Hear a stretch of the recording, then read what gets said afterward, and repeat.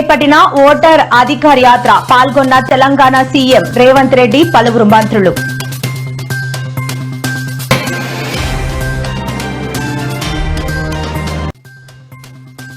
బంగాళాఖాతంలో 48 గంటల్లో అల్పపీడనం ఏర్పడే అవకాశం వెల్లడించిన వాతావరణ శాఖ అధికారులు.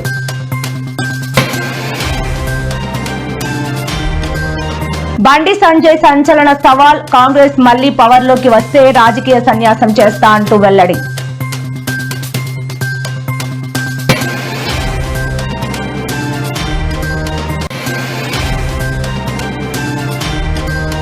మంత్రి నారాయణ వైసీపీ సర్కార్పై సంచలన వ్యాఖ్యలు, రాష్ట్రంలో 100 కోట్ల స్కామ్ జరిగింది అంటూ వెల్లడి.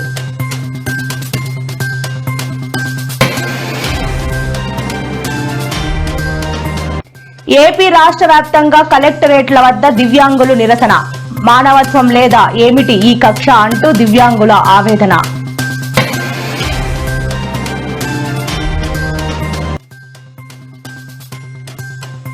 జూనియర్ ఎన్టీఆర్ వివాదంపై పయ్యావుల కేశవ్ స్పందన, ఆ అంశాన్ని కొనసాగించడం భావ్యం కాదని వ్యాఖ్య.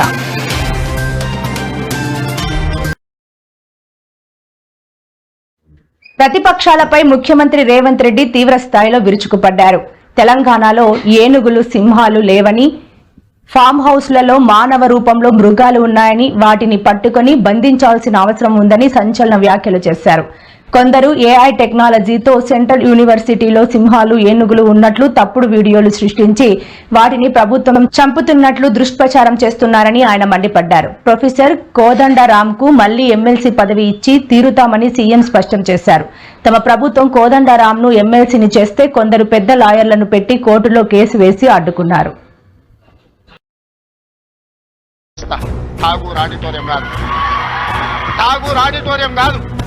ఎందుకంటే మన ఇళ్ళల్లో మనం వుడ్ వర్క్ చేసుకున్నప్పుడు ఇట్లనే కనిపిస్తుంది, లాస్ట్కి ఇట్లా చూస్తే మొత్తం డొల్లయిగా అనిపిస్తుంది. తెలంగాణ సమాజానికి కూడా వాళ్ళు ముసిగేసుకున్న చెదల్లాంటి వాళ్ళు ఈ తెలంగాణ సమాజం కోరుకోరు. ఉస్మానియా యూనివర్సిటీని బతకనియరు. మళ్ళీ వచ్చిండ్రంటే ఆలోచనలకు కూడా వచ్చినా ఈ ఉస్మానియా యూనివర్సిటీని ఉంచరు. లేఅవుట్లు వేసి ప్లాట్లు అమ్ముకుంటారు తప్పితే ఈ ఉస్మానియా యూనివర్సిటీని ఉంచరు. ఎందుకంటే చదువుకోవద్దు. వాళ్ళ ఏకైక కుట్ర ఒక్కటే, గొల్లోళ్ళు గొర్రెలు పెంచుకోవాలి, మాదిగోళ్ళు చెప్పులు కుట్టుకోవాలి, గౌన్లోళ్ళు ఈదులు గీసుకోవాలి, ముదిరాజులు చేపలు పట్టుకోవాలి, వాళ్ళు మాత్రం దొరలు మాత్రం రాజ్యాలు ఏలుకోవాలి. గింతనే సింపుల్ ఫిలాసఫీ వాళ్ళది. నాది దానికి విరుద్ధం. మా పిల్లలు, మా తమ్ముళ్ళు, మా చెల్లెళ్ళు డాక్టర్లు, లాయర్లు, ఇంజనీర్లు కావాలి. ఈ తెలంగాణ సమాజం అభివృద్ధి చెందిన రాష్ట్రంగా 2034కు $1 ట్రిలియన్ ఎకానమీ, 2047కు $3 ట్రిలియన్స్ ఎకానమీ కావాలి అని అంటే మీరందరూ అభివృద్ధి సాధించాలి, చదువుకోవాలి. చదువు ఒక్కటే మీ తలరాతను. మళ్ళీ నేను వస్తా. ఠాగూర్ ఆడిటోరియం కాదు, ఠాగూర్ ఆడిటోరియం కాదు. మా వీసీ గారికి, మా పోలీస్ సిబ్బందికి చెప్తున్నా, ఆ ఎల్ల నేను వచ్చిన రోజు క్యాంపస్ లోపల ఒక్క పోలీసు కూడా పెట్టకండి. ఏ విద్యార్థులు ఏ నిరసనైనా తెలపనియండి. నిరసన తెలిపే స్వేచ్ఛ కూడా వాళ్ళకి ఇద్దాం. ఆర్ట్స్ కాలేజ్ ముందు మీటింగ్ పెడతా, మీకు కావలసిన 100 కోట్ల నిధులు ఇస్తా. మళ్ళీ మీటింగ్ ఆర్ట్స్ కాలేజ్ దగ్గరనే. ఏమేం కావాలనో చెప్పండి, అన్నిటిని ఇచ్చే బాధ్యత నాది. దీన్ని ఒక అద్భుతమైన యూనివర్సిటీగా, ఈ యూనివర్సిటీ లేకపోతే తెలంగాణకు చరిత్రనే లేదు. తెలంగాణ చరిత్రను నిక్షిప్తం చేసే యూనివర్సిటీ ఉస్మానియా యూనివర్సిటీ. తెలంగాణ పదానికే ప్రత్యామ్నాయం ఉస్మానియా యూనివర్సిటీ. లోపల ఒక్క పోలీసు కూడా పెట్టకండి. ఇవాళ ప్రొఫెసర్ కోదండరాం గారిని ఎమ్మెల్సీగా చేసినాం. ఎందుకు? మీ సమస్యలు విని చట్టసభలలో ప్రస్తావిస్తాడని. కుట్ర చేసి సుప్రీంకోర్టుకి వెళ్ళి కొట్టేపించారు. నేను మళ్ళీ చెప్తున్నా, సార్ 15 రోజులలో మళ్ళీ ఎమ్మెల్సీకి పంపుతాం. మీ సమస్యలు విని చట్టసభలలో ప్రస్తావిస్తాడని. కుట్ర చేసి సుప్రీంకోర్టుకి వెళ్ళి కొట్టేపించారు. నేను మళ్ళీ చెప్తున్నా, సార్ 15 రోజులలో మళ్ళీ ఎమ్మెల్సీకి పంపుతాం. ఎవడడ్డం వస్తాడో చూద్దాం. ఎందుకంటే ప్రజాస్వామికంగా ప్రజల సమస్యల్ని ప్రస్తావించే వాళ్ళు చట్టసభలో ఉండాలనేది నా ఆలోచన. అలాంటి వాళ్ళని నువ్వు పంపించినప్పుడు వాళ్ళకు కూడా పదవి ఉండొద్దని సుప్రీంకోర్టు వరకు పోయి కోట్ల రూపాయలు పెట్టి పెద్ద పెద్ద న్యాయవాదులను తీసుకొచ్చి ప్రొఫెసర్ కోదండరాం సార్ని ఎమ్మెల్సీగా తొలగించారు. ఆంధ్రప్రదేశ్ తెలంగాణ రాష్ట్ర ప్రజలకు వాతావరణ శాఖ ముఖ్యమైన అప్డేట్ ఇచ్చింది. వాయవ్య బంగాళాఖాతంలో ఏర్పడిన ఉపరితల ఆవర్తనం కారణంగా రాష్ట్రంలోని పలు జిల్లాల్లో వర్షాలు కురవనున్నాయని తెలిపింది. రానున్న 48 గంటల్లో ఇది అల్పపీడనంగా మారే అవకాశం ఉందని, దీని ప్రభావంతో ముఖ్యంగా ఉత్తరాంధ్ర జిల్లాలో మోస్తారు నుంచి భారీ వర్షాలు పడొచ్చని రాష్ట్ర విపత్తుల నిర్వహణ సంస్థ హెచ్చరించింది. ఉత్తరాంధ్రలోని శ్రీకాకుళం, విజయనగరం, పార్వతీపురం, మన్యం, అల్లూరి సీతారామరాజు, విశాఖపట్నం, అనకాపల్లి జిల్లాల్లో అక్కడక్కడ మోస్తారు నుంచి భారీ వర్షాలు కురిసే అవకాశం ఉందని అధికారులు అంచనా వేస్తున్నారు. ఉత్తరాంధ్రలో భారీ వర్షాలు, మంత్రులు అనిత, అచ్చెన్న కీలక సూచనలు చేశారు.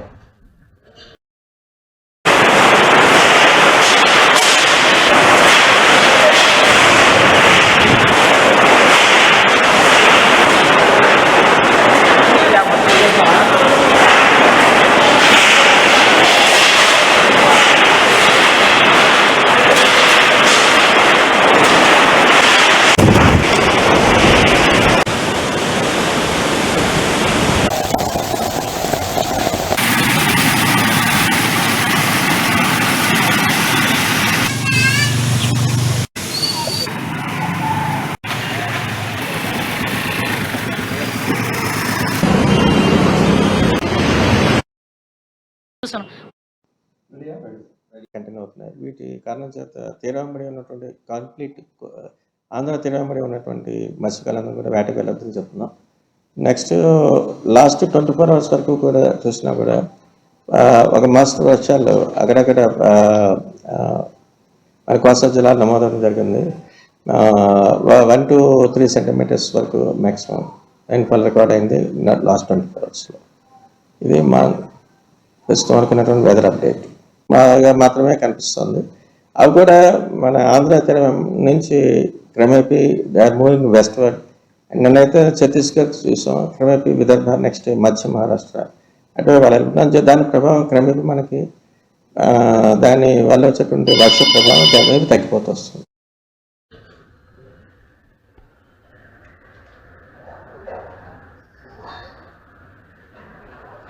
తెలంగాణలో కాంగ్రెస్ మళ్లీ అధికారంలోకి వస్తే తాను రాజకీయ సన్యాసం చేస్తానని కేంద్ర మంత్రి బండి సంజయ్ సంచలన వ్యాఖ్యలు చేశారు. రాష్ట్రంలో 8 మంది బీజేపీ ఏపీలు దొంగ ఓట్లతో గెలిచారంటూ టీపీసీసీ చీఫ్ మహేష్ కుమార్ గౌడ్ చేసిన వ్యాఖ్యలను ఆయన స్ట్రాంగ్ కౌంటర్ ఇచ్చారు. 6 గ్యారంటీలపై ప్రజలు కాంగ్రెస్ నేతలను జనం రాళ్లతో కొట్టే పరిస్థితి ఉందని కామెంట్ చేశారు. తప్పుడు హామీలతో అధికారంలోకి జనాన్ని మోసం చేసింది కాంగ్రెస్ పార్టీనే అని ఫైర్ అయ్యారు. మహిళలకు 2500 రూపాయలు ఇస్తామని చెప్పి మోహం చాటేశారని ఆరోపించారు.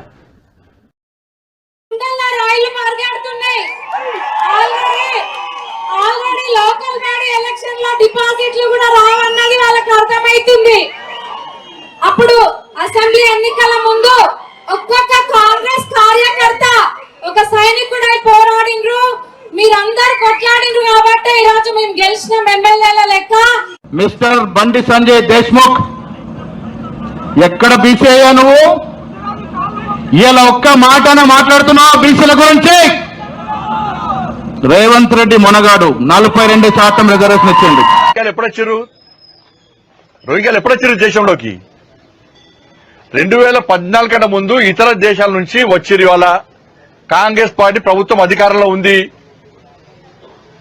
ఫ్లైట్ రాలో బార్డర్ దాటి వచ్చిరు. ఫెన్సింగ్ ఇప్పుడు కట్టిస్తున్నారు. నరేంద్ర మోడీ ప్రభుత్వం ఫెన్సింగ్ కట్టిస్తున్నది. ఇప్పుడు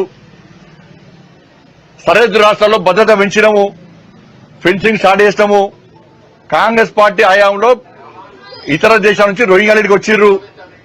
మోడీ గారి ప్రభుత్వం వచ్చిన తర్వాత వితౌట్ పాస్పోర్ట్ అనుమతి లేకుండా ఇతర దేశాల నుంచి వచ్చిన వెంటనే పంపాలని చెప్పి అన్ని రాష్ట్రాలకు ఆదేశాలు జారీ చేసినాం. పార్లమెంటు నియోజకవర్గాల్లో ఆ ఓటర్లను అవమానించినట్ట కాదా?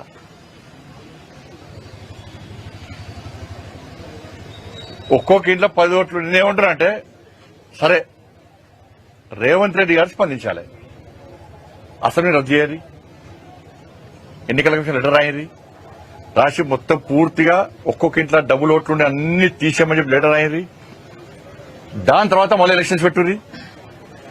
మళ్ళా కాంగ్రెస్ పార్టీ అధికారంలోకి వస్తే రాజకీయ సన్యాసం తీసుకుంటారు. నేను జనము రాళ్లతో కొడుతున్నారు. ఈ జనహిత పాదయాత్రకి ఇంత పెద్ద ఎత్తున తరలి రావడం చూస్తే అవతల గుండెల్లో రైళ్లు పరిగెడుతున్నాయి. ఆల్రెడీ లోకల్ బాడీ ఎలక్షన్ లో డిపాజిట్లు కూడా రావన్నది వాళ్ళకి అర్థమైంది. అర్థమైతుంది.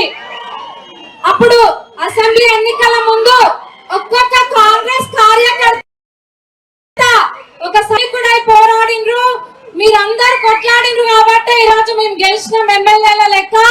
అది మేము మర్చిపోలే. ఇప్పుడు మీకోసం చేసే సమయం మీరందరూ ఈ సంవత్సరాలు అధికారం మనకు లేనందుకు మీ అందరికి పదవులు వచ్చి మాజీ సీఎం జగన్మోహన్ రెడ్డి ఈ నెల 27న తిరుమల పర్యటనకు వెళ్తున్నట్లు 2 రోజులుగా ప్రచారం జరిగింది. జగన్ తిరుమల వెళ్లిన ప్రతిసారి డిక్లరేషన్ డిమాండ్ వినిపిస్తున్న నేపథ్యంలో ఈసారి ఇవ్వబోతున్నారనే ప్రచారం కొనసాగుతోంది. దీంతో జగన్ తిరుమల పర్యటన లేదని మాజీ టీటీడీ చైర్మన్ భూమన కరుణాకర్ స్పష్టం చేశారు.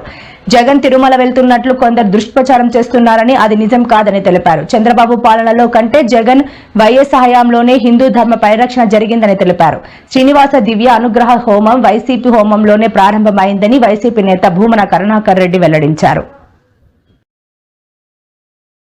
జగన్మోహన్ రెడ్డికి సూటిగా అడుగుతున్నా, జగన్మోహన్ రెడ్డికే కాదు వాళ్ళ తాలూకా నాయకులందరికీ కూడా ఒక్క బైండ్ ఓవర్ అయినా మేము చేసామా? ఒక్క నాయకుడినైనా హౌస్ అరెస్ట్ చేసామా? ఒక్క నాయకుడినైనా ప్రివెంటివ్ అరెస్ట్ చేసామా? ఒక్క నాయకుడి ఇంటి దగ్గర పోలీస్ పహారా ఏమైనా ఉందా? కనీసం ఎక్కడైనా మీకు ఆయన ఎయిర్పోర్ట్ లో నుంచి దిగిన తర్వాత మళ్ళా అక్కడికి వెళ్ళినంత వరకు కూడా అతనికి భద్రత నిమిత్తం ఉండే పోలీసులు తెప్పించి పోలీసులు భారీగా మోహరించిన పరిస్థితులు ఏమైనా ఉన్నాయా? అంటే చాలా క్లారిటీగా క్లియర్ గా ఎందుకు మేము ఆ నోటీసులు కూడా ఇవ్వాల్సి వచ్చింది అంటే కేవలం అక్కడ బ్రహ్మోత్సవాలు జరుగుతున్నాయి. ఈ కల్తీ నెయ్యి మీద సిట్టు కూడా ఏర్పాటు చేయడం అయింది. ఒక పక్క నుంచి జగన్మోహన్ రెడ్డి మీద ఉన్న కోపంతో కొన్ని మంది ధార్మిక సంఘాలు కూడా కొన్ని సోషల్ మీడియాలో కొంతమంది మెసేజ్లు ఫార్వర్డ్ చేసుకున్నారు.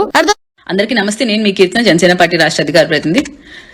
గత కొద్ది రోజులుగా మనందరి మనసులో కలిసివేస్తున్న ఇన్సిడెంట్ ఏంటంటే స్వామివారి ప్రసాదం కలుషితం కావడం.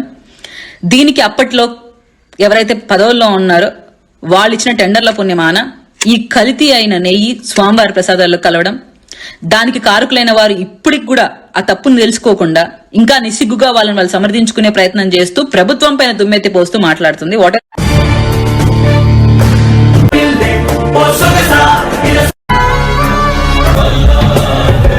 జగన్మోహన్ రెడ్డి గారు ఏ రోజైనా సతీ సమేతంగా తిరుపతి తిరుమల దేవస్థానానికి ఏ రోజైనా వెళ్లారా? మన సాంప్రదాయంగా బ్రహ్మోత్సవాలకి దంపతులు వెళ్లి పట్టు వస్త్రాలు ఇస్తారు. ఆ విధంగా ఏ రోజైనా తన సతీమణిని తీసుకెళ్లి పట్టు వస్త్రాలు ఏ రోజైనా ఆయన సమర్పించుకున్నారా? నిన్న పురపాలక శాఖ మంత్రి నారాయణ గారు తిరుపతిలో విలేకరులతో మాట్లాడుతూ టీడీఆర్ ఒక అవినీతి నుంచి ఈ రోజు వరకు గత ప్రభుత్వంలో టీడీఆర్ బ్రాండ్స్ లో స్కామ్ జరిగిందని, దాదాపు 100 కోట్లకు పైగానే ఉంటుందని మంత్రి నారాయణ అన్నారు. తిరుపతిలో పర్యటించిన ఆయన తణుకులోనూ 700 కోట్ల అవకతవకలు జరిగాయని తెలిపారు. భూములో ఒక చోట ఉంటే వాటి డోర్ నెంబర్లు వేరే చోట ఉన్నాయన్నారు. 5 ఏళ్లు పాలించిన జగన్ రాష్ట్రాన్ని అప్పుల పాలు చేశారని ఆరోపించారు. ప్రజలపై చెత్త పన్ను వేసి చెత్తను మాత్రం వదిలేసి వెళ్లారని విమర్శించారు. ఇక తిరుపతిని మెగా సిటీగా తయారు చేసేందుకు ప్రణాళికలు రూపొందిస్తున్నామని తెలిపారు. నిర్మాణ అనుమతుల విషయంలో నిబంధనలు పాటించాలని సూచించారు. మున్సిపల్ కమిషనర్స్ అందరికీ చెప్పడం జరిగింది. Zero human life loss is first our target. ఏ ఒక్కరు కూడా చనిపోకూడదు.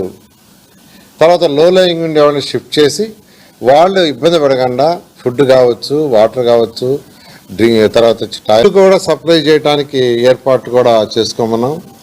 వాటర్ ప్యాకెట్స్, మిల్క్ ప్యాకెట్స్ ఇలాంటివన్నీ డబ్బులు వస్తాయి. మనం తీసుకోండి 10 రోజులు కంప్లీట్గా 33 వార్డులు విజయవాడలో నీళ్ళలో ఉన్నాయి. ముఖ్యమంత్రి గారు ఇచ్చింది ఏంటంటే జీరో హ్యూమన్ లైఫ్ లాస్. ఇవన్నీ యాక్చువల్గా బాటిల్ నెక్స్ట్ క్లియర్ చేయమన్నాం కావచ్చు, లేదా మన మనుగోలు loss is first our target. ఏ ఒక్కరు కూడా చనిపోకూడదు. తర్వాత లో 20 అడుగులే.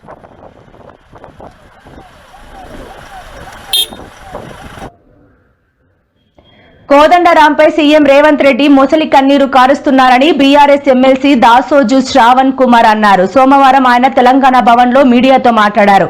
ఓయూలో సీఎం సొల్లు పురాణం మాట్లాడారని ఆయనను హీరోగా పెట్టి ఆహానా పెల్లంట సినిమా తీయాలని ఎద్దేవా చేశారు. కోదండరాం అంటే అంత ప్రేమ ఉన్నప్పుడు ఆయనకు సీఎం పదవి అప్పగించాలని సూచించారు. సీఎం పదవికి రేవంత్ కు మించి కోదండరాం అర్హులని పేర్కొన్నారు. కోదండరాంతో మంత్రిగా ప్రమాణ స్వీకారం చేయించాలని, జూబ్లీ హిల్స్ ఉప ఎన్నికల్లో నిలబెట్టాలని డిమాండ్ చేశారు. దమ్ముంటే ఓయూకు 1000 కోట్లు ఇవ్వాలని డిమాండ్ చేశారు.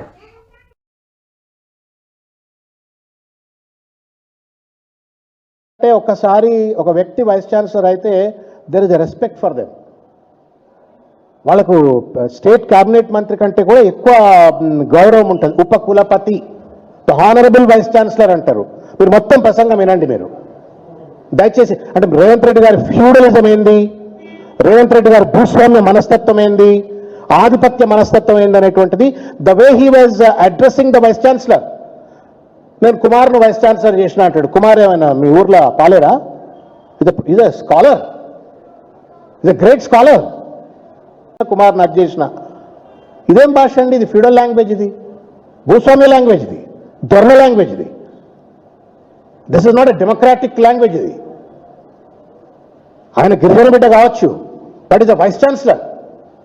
మీ ఊరు పాలేరు కాదు, నీ భూమి నీ దగ్గర రైతు కూలి కాదు, నీ కొడంగల్ వ్యాపార క్షేత్రంలో, వ్యవసాయ క్షేత్రంలో ఆయన అట్లాంటివి.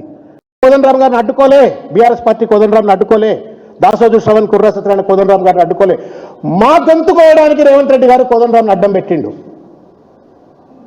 మా గొంతు కోయడం కోసం మమ్మల్ని చట్టసభల్లో రానియకుండా బీసీ ఎస్టీలు రావద్దన్న ఒక కుట్రతోటి ఆయన కోదండరాం గారిని అడ్డం పెట్టిండు. ఎవడు అడ్డుకున్నాడు కోదండరాం గారికి? నువ్వు ముఖ్యమంత్రి చేయడం చెయ్యి, రేపు పొద్దుగాల మంత్రుల ప్రమాణ స్వీకారం చేయి. క్యాబినెట్లో మంత్రుల ఖాళీలు ఉన్నాయి కదా, డూ ఇట్. గవర్నర్ దగ్గరికి ఇప్పుడే లెటర్ పంపు, నేను కూడా వస్తాను రేపు పొద్దుగాల ప్రమాణ స్వీకారానికి మంత్రిగా. విద్యాశాఖ నీ కింద పెట్టుకున్న వాళ్ళు ఇచ్చాయి, ఆయనకి ఇచ్చాయి. నేను వద్దంటలేను. Maybe he'll do better job than you because is a professor. మీద నువ్వు గెలుచుకున్నదే ఇంత, ఆ 1% మీద గెలిచినావు నువ్వు. ఆ 1% ఒకవేళ కోదండరామో గవర్నరో కాంట్రిబ్యూట్ చేస్తే బీ గ్రేట్ఫుల్ టు దెమ్. కొత్తవి ఇవ్వకపోగా ఉన్నవే తొలగించి మా ఉసురు పోసుకుంటున్నారు. నడవలేక నేల మీద పాక్కుంటూ వచ్చే వారిని చూస్తుంటే మీ మనసు కరగడం లేదా? హెలికాప్టర్లలో తిరుగుతున్న ప్రభుత్వం పెద్దలకు, దివ్యాంగులకు పెన్షన్లు ఇవ్వటానికి చేతులు రావటం లేదా? లక్షల కోట్లు అప్పులు చేస్తూ మాకు పెన్షన్లు మాత్రం ఇవ్వలేరా? మాపై ఎందుకింత కక్ష? మానవత్వం చూపించాల్సింది పోయి ఇలా వేధించడం ఏమిటి? వీల్ చైర్లలో కాళ్లపై దేక్కుంటూ ఆసుపత్రులు, ప్రభుత్వ కార్యాలయాల చుట్టూ ఎన్నిసార్లు తిరగగలం? రీవెరిఫికేషన్ పేరుతో పెన్షన్లలో కోత విధించి మా పొట్ట కొట్టొద్దు అంటూ ఆవేదన చెందారు. సార్ నాకు 200 వచ్చినప్పటి నుంచి పెన్షన్ వస్తుంది. ఇప్పుడు సడన్ గా నోటీస్ ఇచ్చి తీసేస్తున్నారు సార్. చాలా మందికి డిసెబిలిటీ పెన్షన్ తీసుకుంటున్నారు, వాళ్ళందరికీ నోటీసులు అనేది ఇచ్చినారు.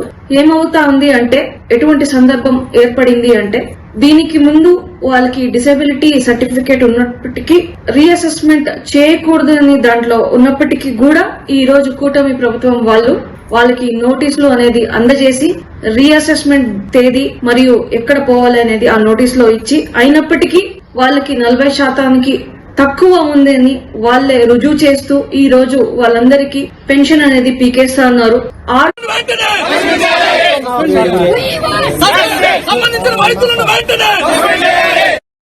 మరి ఎందుకనే తెలియలేదు, నన్ను ఎందుకు తీసేస్తారో, మీరేమో చేస్తారో మరి మీ ఇష్టం అయ్యా. న్యాయం చేయాలని కోరుకున్నాం, మీరు న్యాయం చేస్తారని మీ అందరికి ఓటు గెలిపించేందుకు మాకు ఈ రకంగా చేస్తున్నారు మిమ్మల్ని.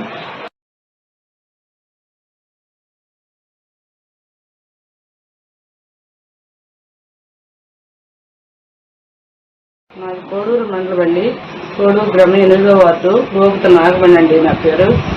నాకు 2006 కాడి నుంచి అప్పుడు నేను 200 కాడి నుంచి కన్ను లేదు, కన్ను శాంతం లేదు, అయినా కానీ నాకు డబ్బులు ఇవ్వడం మానేశారు, లేదని చెప్పారు. నా ఎందుకు దయించి కృతజ్ఞతతో నాకు సాయం చేయాల్సిందిగా కోరుకుంటున్నాను. అయ్యా కనిపిస్తున్నాను నాకు. దివ్యాంగుల 3,000 నుంచి 6,000 చేశాము, 5,000 నుంచి 15,000 చేశాము. అయితే గత ప్రభుత్వం ఏర్పడిన కొద్ది రోజుల్లోనే కోనసీమ జిల్లాలో అలాగే సంవత్సరాల్లో సుమారు 2,07,000 మంది కొత్త మందికి ఇవ్వడం జరిగింది. అంతకు ముందు ఉన్నటువంటి నెంబరు 6 లక్షలు. 15 సంవత్సరాలుగా 6 లక్షలు ఉంటే కేవలం 5 సంవత్సరాల్లోనే 2,10,7,000 పెన్షన్స్ కొత్తగా ఇవ్వడం జరిగింది. ఎందుకు అలాగే ఇవ్వడం జరిగింది అనేది విశ్లేషణ చేయగా చాలా అనర్హులకి గత పరిపాలనలో అనర్హులకి చాలా మందికి పెన్షన్స్, వికలాంగుల పెన్షన్ సర్టిఫికేట్స్ ఇవ్వడం జరిగింది అనేది వెలుగులోకి రాగా మేము మొత్తం అన్ని సర్టిఫికేట్స్ ని కూడా వెరిఫై చేయమని గౌరవ ముఖ్యమంత్రి గారు ఆదేశాలు ఇవ్వడం జరిగింది. చాలా పారదర్శకంగా, అంటే ఎవరైతే హెల్త్ పెన్షన్స్ ఉన్నాయో వాళ్ళ ఇంటికి డాక్టర్ వెళ్లి వెరిఫికేషన్ చేయడం జరిగింది. ఎందుకంటే 9 months ప్రాసెస్ ఇది, ఈ రోజు చేసింది కాదు. సుమారు 9 నెలలుగా దీని ప్రాసెస్ ఇనిషియేట్ చేశారు. ఎక్కడా కూడా అధికారులకి గాబరా పెట్టలేదు, లేకపోతే అధికారులకి ప్రెజర్ పెట్టలేదు. జాబితాలో లోపాలను ఎత్తి చూపుతూ బీహార్ లో కాంగ్రెస్ అగ్రనేత రాహుల్ గాంధీ చేపట్టిన ఓటర్ అధికార యాత్రలో తెలంగాణ సీఎం రేవంత్ రెడ్డి పాల్గొన్నారు. సూపౌళ్లలో నిర్వహించిన పాదయాత్రకు రాష్ట్ర కాంగ్రెస్ నేతలతో కలిసి ఆయన హాజరయ్యారు. సీఎం రేవంత్ తో పాటు డిప్యూటీ సీఎం బట్టి విక్రమార్క, మంత్రులు పొన్నం ప్రభాకర్, సీతక్క, పొంగులేటి శ్రీనివాసరెడ్డి, వాకిటి శ్రీహరి, డీసీసీ అధ్యక్షుడు రోహిన్ రెడ్డి తదితరులు పాల్గొన్నారు.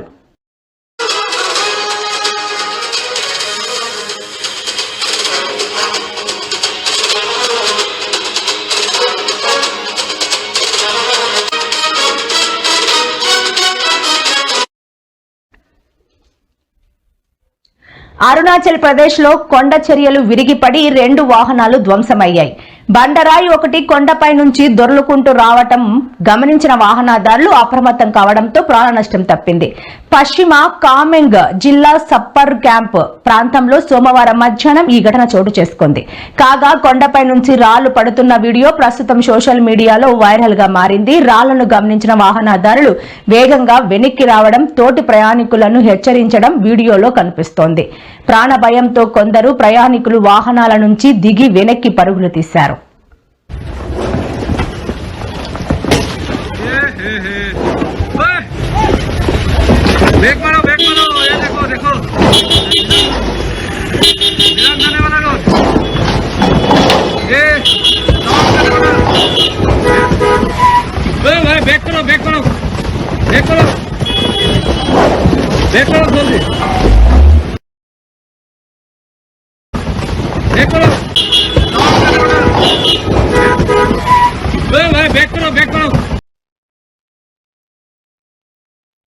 స్టార్ హీరో జూనియర్ ఎన్టీఆర్ పై అనంతపురం టీడీపీ ఎమ్మెల్యే దగ్గుపాటి ప్రసాద్ అనుచిత వ్యాఖ్యలు చేశారంటూ ఆయన అభిమానులు కొన్ని రోజులుగా ఆందోళన చేస్తున్న సంగతి తెలిసిందే. మరోవైపు ఈ అంశానికి సంబంధించి టీడీపీ ఎమ్మెల్యే దగ్గుపాటి ప్రసాద్ అనంతపురం మాజీ ఎమ్మెల్యే ప్రభాకర్ చౌదరిలను పిలిపించుకుని టీడీపీ అధినేత చంద్రబాబు మాట్లాడిన సంగతి తెలిసిందే.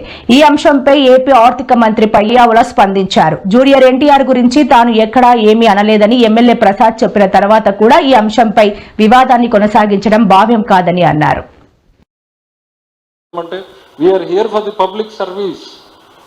ప్రజలు ఎక్కడ కష్టాల్లో ఉన్నారు, ఎక్కడ ఇబ్బందుల్లో ఉన్నారు, ప్రజల కష్టాలకి కన్నీళ్లకి మేమేం సొల్యూషన్ చూపించాలి అనేటువంటి తపంతో మేము పనిచేస్తుంటే ఎక్కడ రాజకీయంగా అవకాశం దొరుకుతుందా, ఏ రాజకీయాన్ని ఏ బురదను ఎట్లా వేద్దామా అన్న ఆలోచనతో కొందరు పనిచేస్తూ ఉంటే వాళ్ళని ఇగ్నోర్ చేయడం తప్ప మేమేం చేయలేము.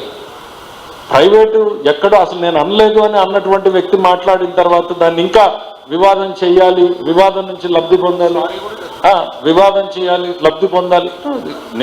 క్లియర్గా ఆయన పబ్లిక్లోకి వచ్చి నేను అనలేదు, నేను సారీ, దాని పట్ల ఆ వివాదాన్ని ఆయన తెరదించేటువంటి ప్రయత్నం చేస్తే మీరు ప్రజల కోసం, ఆయనేమో ప్రతిపక్షంలో ఉన్నాం నేను తిట్టేదే అని చెప్పి ఒక ఆయన వెళ్ళిపోతాడు, మాకు నెగిటివ్ వార్తలు ఇంపార్టెంట్ అని మీరు మాట్లాడారు. ఎట్లా జిల్లా గురించి కొంచెం పాజిటివ్ ఆలోచన, కొంచెం అప్రిషియబుల్ థింగ్స్ దెర్ ఆర్ 100 జరిగాయి, ఇంకా ఈ జిల్లాకి ఇవి చేస్తే బాగుంటుందని చెప్పండి, సంతోషపడతాం.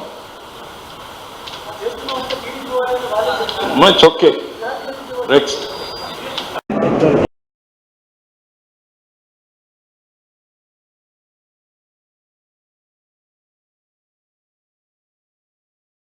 ఇటువంటి మరెన్నో వీడియోల కోసం మా ఛానల్ ని సబ్స్క్రైబ్ చేసుకోండి. పక్కనే ఉన్న బెల్ ఐకాన్ ని క్లిక్ చేసి యాక్టివేట్ చేసుకోండి.